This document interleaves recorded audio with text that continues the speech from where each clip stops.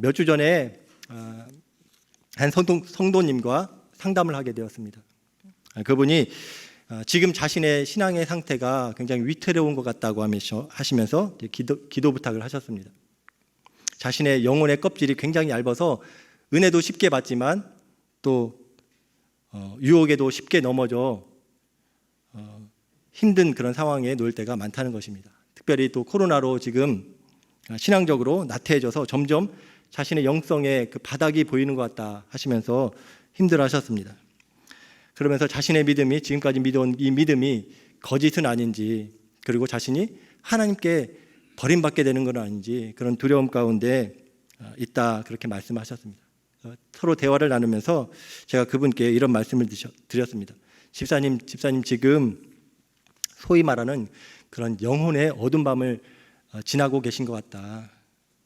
그러나 우리의 연약함에도 불구하고 끝까지 우리를 포기하지 않으시는, 또 십자가에서 증명하신 하나님의 사랑, 그 하나님의 사랑을 붙드시고 다시 일어나시기를 바란다 하면서 제가 같이 기도해 드린 일이 있습니다. 오늘 수요 예배 때 주실 말씀을 기대하며 또 기도할 때 그 일이 생각나면서 어쩌면 지금 우리 성도님들 중에도 또 가정에서 예배 드리는 우리 지체들 중에도 적지 않은 분들이 이런 영혼의 어두운 밤, 영적 침체 시간들을 지내고 계신 분이 있지 않을까, 그런 생각이 들었습니다. 그러면서 우리가 이런 영적 침체를 어떻게 바라보고 또 어떻게 극복해야 되는지 말씀을 통해 나누면 좋겠다는 감동을 주셔서 오늘 본문 이 말씀을 통해서 우리가 영혼의 어두운 밤을 지날 때라는 제목으로 함께 말씀을 나누기 원합니다. 여러분, 우리 신앙의 선배들은 우리가 믿음의 여정을 걷다 보면 어느 날 갑자기 찾아온, 그리고 누구에게나 예외 없이 찾아오는 소위 영적 침체의 과정을 걷는다고 증언을 합니다. 그리고 기독교 영성가들은 이런 시기를 가리켜서 방금 말씀드린 영혼의 어두운 밤이라는 표현을 쓰죠. 또 영혼의 메마른 계절이라는 표현을 쓰기도 합니다. 그러나 사실 이 영혼의 어두운 밤은 그 한 영혼이 하나님을 친밀하게 만나기 위해서, 친밀한 연합 속으로 들어가기 위해서 반드시 또 통과되어야 되는 좁은 길이라고도 할 수 있습니다. 그래서 십자가의 성 요한은 이 영혼이 어두운 밤을, 우리 영혼이 어두운 밤을 경험하게 되는 그때를 깊은 믿음의 단계로 들어가는 시기라고 그렇게 말하기도 했습니다. 성경에 나오는 많은 인물들을 보면은 이런 영혼의 어두운 밤을 보내지만 그 어둠 속에서 하나님의 은혜를 경험하면서 더욱 온전한 믿음의 자리에 서는 인물들이 참 많은 것을 보게 됩니다. 대표적인 인물이 바로 욥이죠.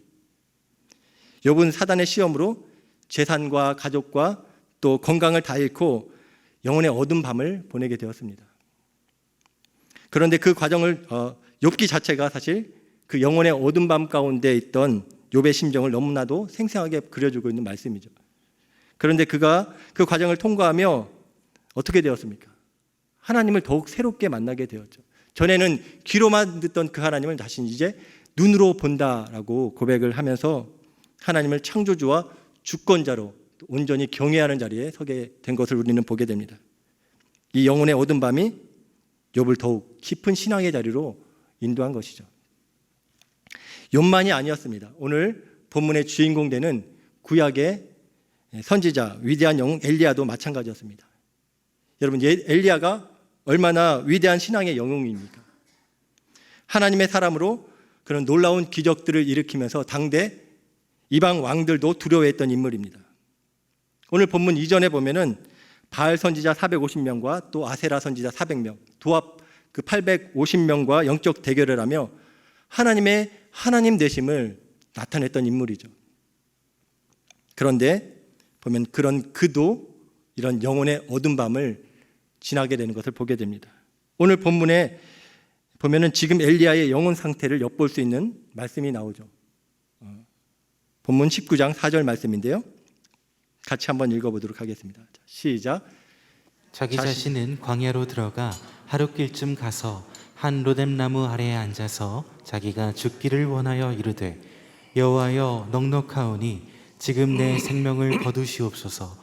나는 내 조상들보다 낫지 못하니이다 하고. 지금 엘리야가 이런 상태에 놓인 것입니다. 지금 이 동일한 구절을 유진 피터슨 메시지 성경에서는 이렇게 번역했는데 엘리야 심정이 더 확 잘 느껴지더라고요. 한번 보여주세요. 제가 한번 읽어드리겠습니다. 그는 사막으로 하룻길을 더 들어갔다. 외구로 로뎀나무 아래에 이르러 그는 그 그늘 아래 쓰러졌다. 모든 것을 끝내고 싶은 마음밖에 없었다. 그저 죽고 싶은 마음뿐이었다. 하나님, 이만하면 됐습니다. 저를 죽여주십시오.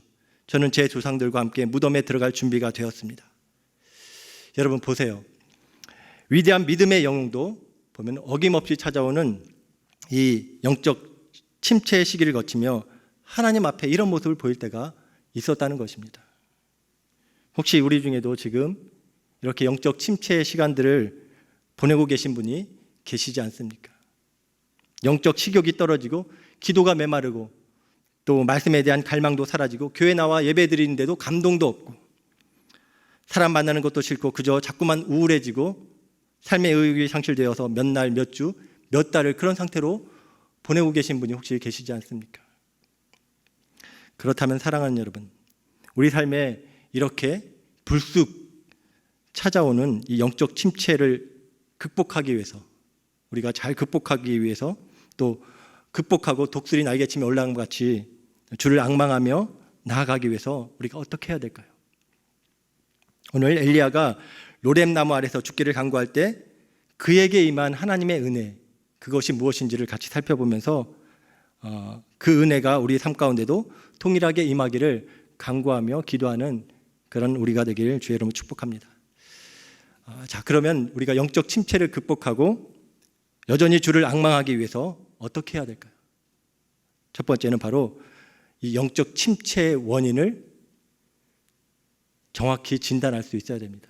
내가 왜 영적 침체에 빠졌는지 그 원인을 진단할 수 있어야 되는 것이죠. 우리가 영적 침체에 빠지는 원인은 무엇일까요? 오늘 본문 앞선 내용의 엘리야의 행적들을 보면서 우리가 크게 우리가 영적 침체에 빠지는 원인 세 가지를 한번 생각해 볼 수 있습니다. 첫 번째는 바로 육체적인 문제입니다. 육체적인 문제. 바로 쉼 없이 지나치게 분주함으로 얻게 되는 신체적 스트레스, 그것이 우리를 영적 침체에 빠뜨릴 수 있다는 것이죠. 오늘 본문 앞문맥 보면 17장부터 19장까지 보면은 엘리야의 3년간의 족적이 이렇게 나옵니다. 그가 얼마나 바쁘게 사역하면서 살아왔는지를 엿볼 수 있는 말씀이죠. 한번 보겠습니다. 17장 1절 이렇게 보면은 엘리야가 아합 왕에게 찾아가서 하나님의 말씀을 전합니다. 수년 동안 이제 이 땅에 비도 이슬도 내리지 않을 것이라고 선전포고, 말씀으로 선전포고를 하죠. 그리고 그때부터 그는 어떻게 되는가? 이사하는 삶을 살아갑니다. 이사하는 삶을 살아요. 어디로 이사하는가? 그가 고향이 디르사였는데 3절에 보면 이제 그리시네가로 이사를 합니다. 그리시네가, 그리스로 이사를 하죠. 그리고 그곳에서 얼마 있다가 또 9절에 보니까 또 다시 이사합니다. 어디로 이사하나요? 시돈으로 이사합니다. 시돈에 있는 사르밧으로 갑니다. 그곳에서 사르밧 과부를 또 만나게 되죠. 그리고 18장 20절에 보면 또 어디로 갑니까? 어디로 갑니까?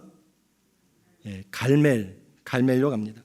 거기서 바알과 아세라 선지자들과 영적 대결을 갖게 되는 것이죠. 그 다음에 18장 46절에 보면 이제 이스르엘로 또 움직입니다.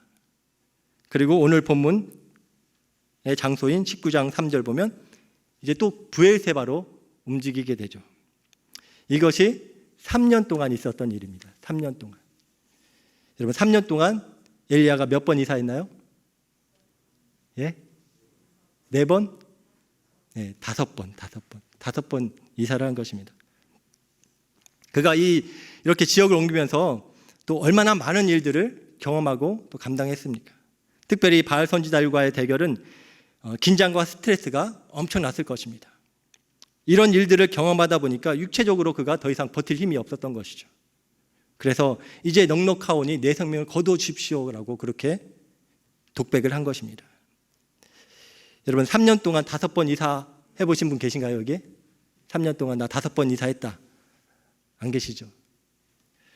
만약에 내가 3년 동안 그렇게 5번 이사했다면 어떨 것 같으십니까? 한 번 이사하는데도 굉장히 힘들게 정리하고 또 짐 풀고 하는 일이 만만치 않잖아요. 이번에 송 목사님, 담임 목사님으로 우리 교회 오시면서 미국 생활 정리하고 오실 때도 굉장히 많이 힘들었다고 하시더라고요. 그런데 그것들을 또 3년 안에 6번 이렇게 한다고 생각하면은 도저히 할 수 없는 일들이죠. 또 밤낮 없이 그렇게 일에 몰두하며 지내면 어떨 것 같습니까? 우리 몸이 버텨나겠습니까? 우리 중에 보면은 일 중독에 빠진 분들이 계신 것 같습니다. 특별히 현대인들은 그냥 가만히 있지 못하죠. 가만히 있으면 뭔가 계속 뒤처지는 것 같아서 뭔가를 계속 해야만 되는 그런 사회 가운데 살아가고 있습니다. 가만히 있어도 머릿속에서는 계속 할 일이 이렇게 돌아가고 있죠. 그러나 너무 바쁜 것은 이것은 자기 자신을 학대 상황으로 몰고 가는 것입니다. 그래서 바쁜 삶은 나쁜 삶이라고 누가 이야기하더라고요. 바쁜 삶은 나쁜 삶이다. 쉼 없는 지나친 분주함, 그것으로 인한 육체적 스트레스, 이것이 우리를 영적 침체에 빠뜨리는 원인이 될 수 있다는 것입니다. 또 우리를 영적 침체에 빠뜨리는 원인 무엇이 있을까요? 진단해 보면 두 번째는 바로 정서적인 문제입니다.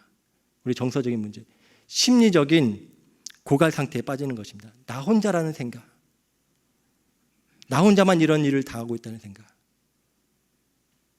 정서적인 문제로 그런 상황에 빠지는 것이죠. 19장 10절 말씀 우리 같이 한번 읽어보도록 하겠습니다. 19장 10절, 자, 시작. 그가 대답하되 내가 만군의 하나님 여호와께 열심히 유별하오니 이는 이스라엘 자손이 주의 언약을 버리고 주의 제단을 헐며 칼로 주의 선지자들을 죽였음이오며 오직 나만 남았거늘 그들이 내 생명을 찾아 빼앗으려 하나이다. 지금 엘리야가 바알 선지자들과 대결하고 난 후에 이 바알 선지자들 다 죽였습니다. 그런데 이 소식이 아합 왕에게 전해지고 아합 왕 아내인 그 이세벨에게도 전해지게 되죠. 그래서 이 이세벨이 어떻게 하는가? 엘리야에게 사신을 보내서 내일 이맘때 네가 죽인 다른 바알 선지자들처럼 엘리야 너도 반드시 죽게 될 것이다 라고 협박을 한 것입니다. 그 말을 듣고 엘리야가 지금 정서적으로 큰 공황 상태에 빠진 것입니다. 흔들리게 된 것입니다. 그리고 하나님께 오직 나 자신만 남았다고 하소연하는 것이죠. 난 지금 혼자밖에 없습니다. 내 편은 없습니다. 내 마음을 알아주는 사람은 하나도 없습니다. 그런 마음을 갖게 되니까 영적 침체에 빠지게 된 것입니다. 이렇게 영적으로 고갈된 느낌, 다른 사람들은 다 괜찮은 것 같은데 나만 이렇게 지금 침체에 빠진 것 같은 느낌. 그래서 다른 사람들은 나의 아픔과 고통을 아무도 모를 것 같다는 그런 영적 홀로됨의 느낌, 이것으로 힘들어하는 것이죠. 우리의 정서의 탱크가 고갈된 상태가 된 것입니다. 이럴 때 우리는 또 영적 침체에 빠지게 되는 것이죠. 영적 침체에 빠지는 원인 무엇이 있을까? 세 번째는 바로 영적인 문제라는 것입니다. 육체적인 문제와 또 정서적인 문제, 그리고 가장 중요한 것이 영적인 문제인데요. 바로 우리 삶의 영적 초점을 상실할 때 이 영적 침체에 빠지게 된다는 것입니다. 이게 가장 큰 문제이죠.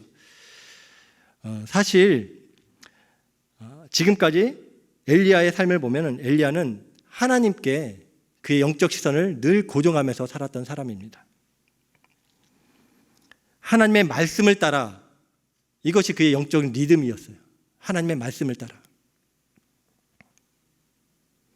그 리듬을 타고 살았던 것입니다. 우리가 한번 보도록 하겠습니다. 그가 어떻게 살았는지 보면은 17장 2절부터 이렇게 보게 되면요, 17장에 보면 엘리야가 아합에게 가서 하나님의 말씀을 전합니다.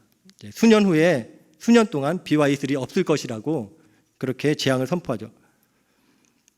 그 말을 선포했으면 이제 엘리야가 어떻게 해야 될까요? 자기는 이제 안전한 장소로 피해야 되잖아요. 그런데 보면 그가 곧장 피하지 않습니다. 언제 피하는가? 보면 하나님의 말씀을 듣고 그 말씀을 따라 이제 움직이는 거예요. 17장 2절에 보면 여호와의 말씀이 엘리야에게 임하여 이르시되 너는 여기서 떠나 동쪽으로 가서 요단 앞 시내가에 숨고 그 시냇물을 마시라. 이 말씀을 듣고 이제 5절에 가서 그 말씀을 듣고 곧 가서 요단 앞 그리시네가에 머물매. 이렇게 나오죠. 그리고 그는 그리시네가에서 또 그곳에서도 역시 하나님께 영적 초점을 맞추며 하나님만 바라보며 살았습니다. 그곳에서 엘리야는 하나님께서 까마귀를 통해서 공급해 주시는 그 양식을 먹으면서 지냈죠. 물은 뭘 먹었을까요? 그리시네가에서 있었으니까 시냇물을 먹었겠죠. 그런데 7절에 보니까 어떻게 됩니까? 그 시냇물이 점점점 마르게 된 것입니다. 하나님께서 비와 이슬을 내리지 않게 하시니까 그 시냇물도 마른 것이죠. 여러분, 사람이 음식 없이는 몇 날 며칠을 버틸 수 있어도 물이 없으면 며칠도 버티기 힘든 것입니다. 그런데 지금 물이 거의 다 말라갔습니다. 우리 같으면 어떻게 할까요? 빨리 물 있는 곳으로 옮겨야죠. 마실 물이 있는 곳으로 잠수를 옮길 것입니다. 그런데 엘리야를 보면 그는 그 자리에서 스스로 자신이 결정해서 옮기지 않습니다.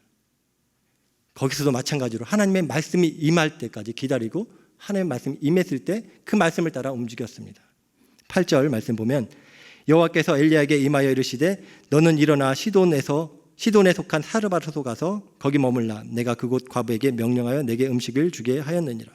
그 말씀을 듣고 이제 또 움직이기 시작한 것입니다. 그리고 사르밧 과부의 집에 가서 머물며 또 그가 움직이는데요. 언제 움직이는가? 그때도 마찬가지예요. 하나님 말씀을 듣고 또 움직입니다. 18장 1절 2절 말씀 보면 그가 바알 선지자들과 대결하기 위해서 이제 갈멜로 움직이게 되는데 그때도 하나님께서 말씀하셔서 그 말씀이 임하자 움직인 것이죠. 많은 날이 지나고 제3년에 여호와의 말씀이 엘리야에게 임하여 이르시되 너는 가서 아합에게 보이라. 내가 비를 지면에 내리리라. 이렇게 말씀을 받고 그가 움직인 것입니다. 갈멜산 대결을 하기 위해서 움직인 것이죠. 여기 보면 엘리야의 삶에 영적 공식이 있죠. 무엇인가요? 엘리야는 장소를 옮길 때 자기 상황, 자기 기분, 자기 형편에 따라 움직인 것이 아니라 항상 그의 영적 리듬을 따라 하나님께 초점을 맞추고 하나님의 말씀을 따라 그렇게 움직였다는 것입니다.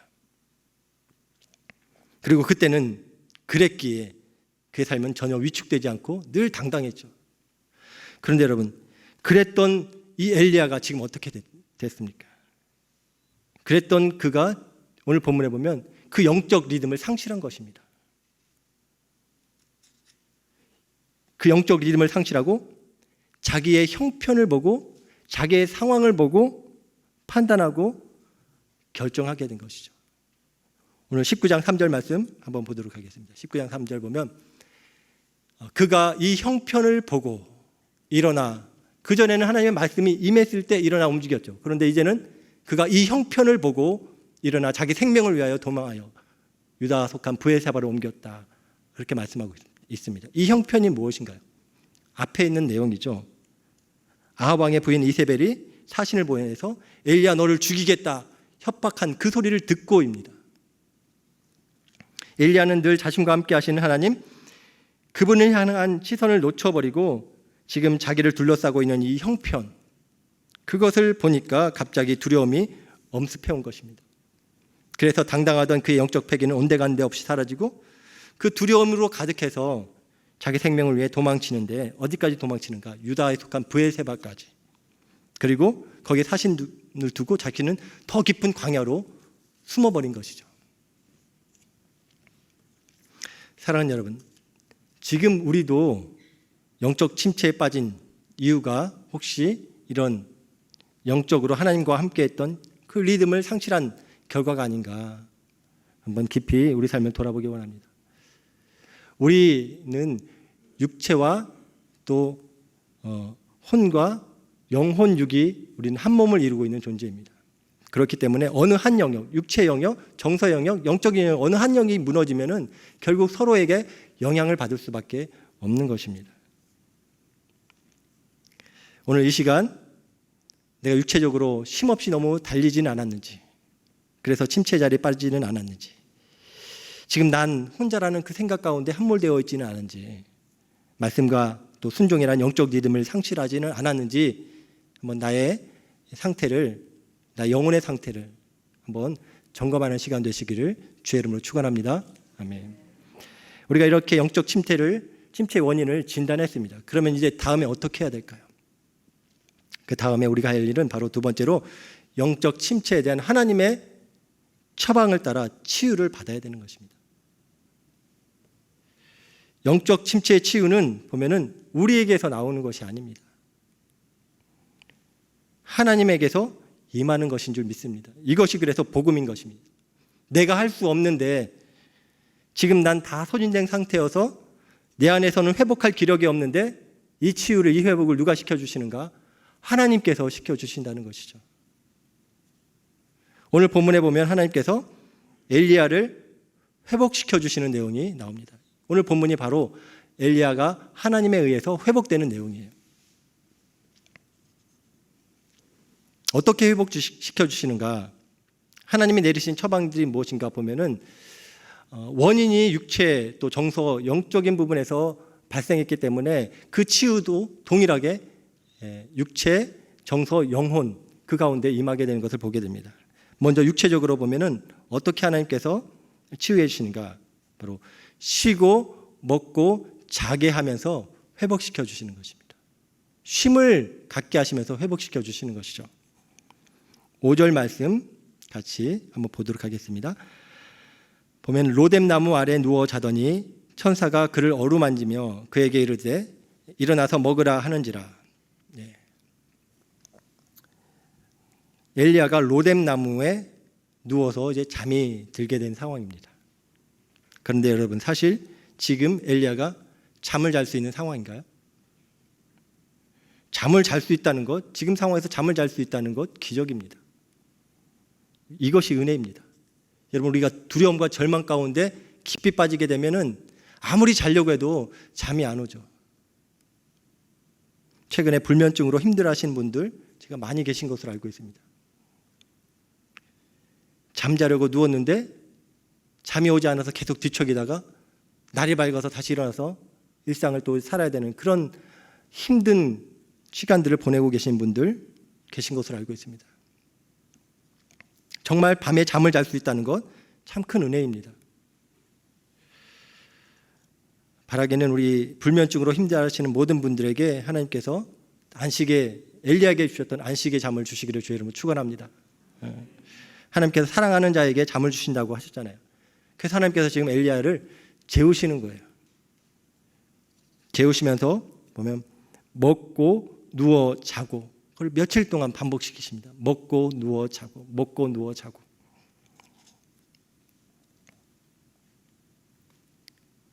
그리고 이렇게 먹고 누워 자고 하는 사이에 어떤 일이 일어나는가요? 오늘 본문 보니까 5절에 보니까 이렇게 되어 있죠. 5절을 한번 보여주세요. 로뎀나무 안에 누워 자더니 어떤 일이 벌어졌어요? 천사가 그를 어루만지며. 이 어루만졌다는 표현이 저는 그렇게 마음에 감동으로 다가오더라고요. 엘리야가 잠들어 있는 사이에 하나님께서 천사를 통해서 그의 육체와 심령을 어루만지시면서 치유해 주시는 것입니다.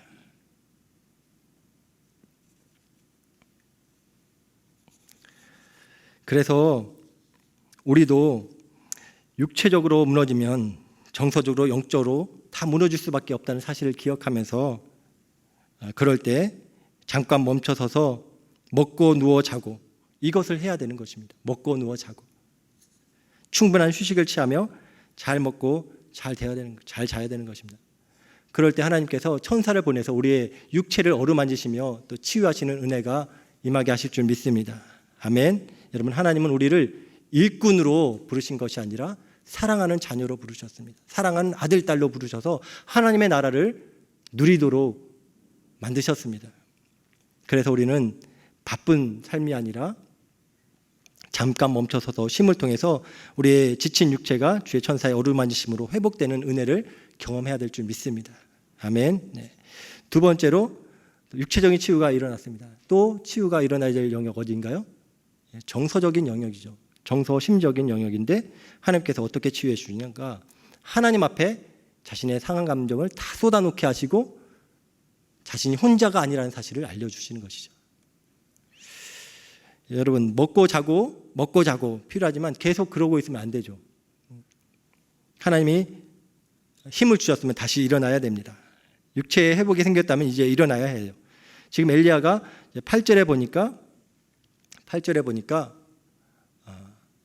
이에 일어나 먹고 마시고 그 음식물에 힘을 의지하여 40주 40야를 가서 하나님의 산 호렙의 이름에라고 되어 있습니다. 이제 일어난 것이죠. 로뎀 나무에서 천사를 통해 주님의 어루만지심을 경험하고 회복된 몸을 갖고 그가 이제 일어난 것입니다. 그리고 하나님의 산 그 호렙에 이르게 된 것이죠. 그곳에서 그는 지금 그가 놓쳤던 또 잃었던 하나님과의 소통, 하나님과의 대화를 지금 회복하고 있는 것입니다. 오늘 본문 내용을 보면은 이제 하나님께서 그에게 물으시죠. 네가 왜 여기 있느냐 물으십니다. 그러면 또 이제 엘리야가 하나님 앞에 대답을 하죠. 제가 이러이러해서 이런 상태에 있습니다. 이렇게 하나님과의 대화를 나누면서 그가 친밀한 사귐을 회복하고 있는 것입니다. 그런데 이 대화를 보면 엘리야가 하나님 앞이라고 해서 체면 따지지 않습니다. 어떻게 말하나요? 그냥 지금 자신의 솔직한 마음, 그 상한 마음을 다 쏟아놓는 것입니다. 10절의 말씀해 보면 그가 이렇게 말하죠. 그가 대답하되 내가 만군의 하나님 여호와께 열심히 유별하오니 이는 이스라엘 자손이 주의 언약을 버리고 주의 제단을 헐며 칼로 주의 선지자를 죽였음이오며 오직 나만 남았거늘 그들이 내 생명을 찾아 빼앗으려 하나이다. 하나님 앞에 자신의 솔직한 마음을 다 쏟아놓는 것입니다. 하나님, 저 이제 너무 지쳤어요. 이제 더 이상 못하겠어요. 제가 하나님을 향한 열심으로 이렇게 살았는데 이제 오직 나만 남았어요. 너무 힘들어요. 이렇게 하나님 앞에 자신의 감정을 다 분출한 것입니다. 불평도 다 꺼내놓은 것이죠. 여러분, 우리에게 이런 기도가 필요합니다. 우리가 하나님 앞에 이렇게 하지 못하면 어디 가서 이렇게 하겠습니까? 누구한테 그렇게 하겠습니까? 내 속마음, 내 마음의 상처, 아픔, 두려움 어디에서 쏟아놓겠습니까? 하나님 앞에서 우리는 쏟아놓을 수 있는 줄 믿습니다. 그래서 시편을 보면 시편 기자들이 바로 이 토해냄의 과정을 통해서 치유를 경험한 것이죠. 그 삶의 상황에 경험되는 많은 상처와 아픔들을 갖고 하나님 앞에 원수를 저주하며 또 하나님 앞에 실망했던 내용들도 다 토로하면서 그렇게 하나님 앞에 토해 놓습니다. 토해 놓는 과정을 통해서 어떤 일이 벌어지나요? 그 마음의 상처가 치유되고 또 하나님을 여전히 신뢰하며 찬양하는 자리로 다시금 세워지잖아요. 우리도 그렇게 정서적으로 우리 아픔을 솔직하게 하나님 앞에 토해낼 수 있어야 될 것입니다. 이렇게 하나님 앞에 솔직하게 토해놓는 과정을 통해서 우리 안에 꾹꾹 눌렸던 그 감정의 쓰레기들이 쏟아지게 되고 하나님의 평강이 임하는 줄 믿습니다. 그리고 또 하나님께서 하시는 일이 있는데 바로 나만 홀로 남았나이다 라고 했던 그 엘리야에게 너만 혼자가 아니야. 그 일을 가르쳐 주시죠. 18절 말씀, 19장 18절 말씀 보면요. 제가 읽어드리겠습니다. 그러나 내가 이스라엘 가운데 7,000명을 남기리니 다 바알에게 무릎 꿇지 아니하고 다 바알에게 입맞추지 아니한 자니라. 너만 혼자 있는 것이 아니야. 내가 7,000명 남겨두었어. 그리고 내가 너와 함께 있어 라고 알려주신 것이죠. 그것이 엘리야에게 큰 힘이 되고 그 정서가 다시 한번 회복되는 은혜가 된 줄 믿습니다. 이렇게 육체와 또 정서를 치유받은 엘리야, 이제 마지막으로 치유되어야 될 그 영역이 있죠. 어디인가요? 바로 영적 영역이죠. 그 영적 영역을 어떻게 회복시켜 주신가? 바로 하나님의 임재를 누리게 하심으로 바로 치유해 주신 것입니다. 이렇게 하나님과의 소통이 회복되자 하나님께서 하신 일인데 바로 하나님의 임재하심을 그에게 보여주시는 것입니다. 하나님께서 그와 늘 함께 하심을 보여주시는 거예요. 지금 엘리야가 영적 침체에 빠진 가장 큰 이유가 무엇이었나요? 그 영적 시선, 초점을 상실한 것이죠. 영적 리듬을 잃어버린 것이잖아요. 그렇기 때문에 그 영적 초점을 회복하기 위해서 하나님을 바라보라라고 말씀하시는 것이죠. 11절 말씀 보면요.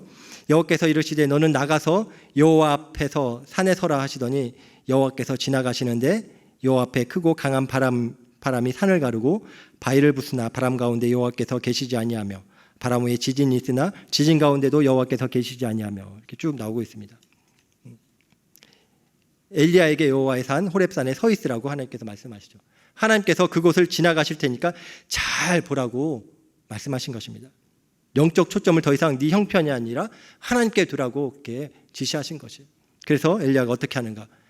그 여호와의 산 앞에 서서 하나님을 보기 위해서 영적 시선을 하나님께 두려고 노력합니다. 그 앞에 강한 바람이 산을 가르고 바위를 부숩니다. 아, 하나님이 바람 가운데 임하시나 보다 그렇게 생각하고 눈을 동그랗게 뜨고 쳐다보는데 하나님이 계시지 않죠.